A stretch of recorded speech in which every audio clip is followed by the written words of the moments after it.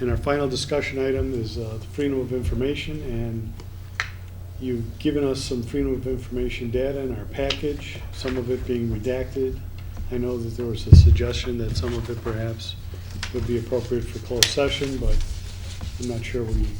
It's not a discussion item about a specific case or anything. Okay. The request was submitted. Those that fell under the Records Act were redacted and submitted to the requester, and then the stuff that's subject to the FOIA Act is included in and not redacted in the board packet.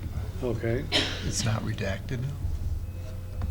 Is what? There's a non-redacted version of that in here now? No.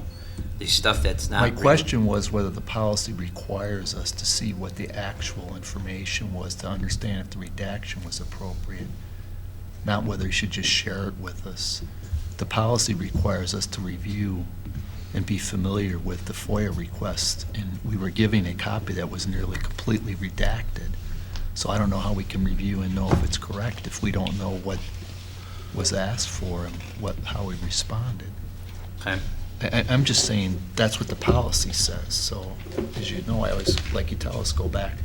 We're going to go to IA. We're going to hear 100 times, follow your policy. I'm not so sure we're following the policy if the board's getting a redacted version that doesn't really know what was requested or what we would be. The board would providing. normally not get a Students Records Act request. So that's why that portion was redacted, just to see, the attorney felt it was best to just redact that so that the board can see what the entitled request entailed. I should have probably just pulled out the stuff that doesn't apply to the board in the student's records request, because the board doesn't need to see it, and it shouldn't have been submitted in a FOIA. So I think the vehicle that was used of a FOIA was probably the wrong vehicle. And then we was should submitted. just reject it and say we can't respond to that on a FOIA request, right?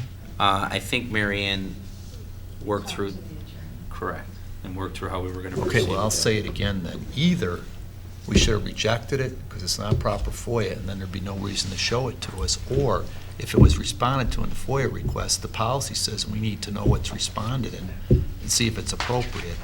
So I don't think there's an in-between that.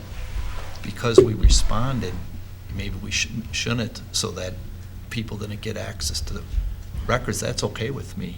But since it was included in the FOIA request, whoever made that decision, whether it was your attorney or not, then I think you should look at the policy that says we're supposed to know what was responded to in a FOIA request. And again, I'll let it, I'm just saying as a matter of practice, that's what the policy says. Okay, noted. I'll make sure we, going forward, if it relates to student stuff, we'll just conclude the stuff that needs to be submitted via FOIA. I get you. Okay. Okay, moving on. Having surveyed the audience for visitors' comments,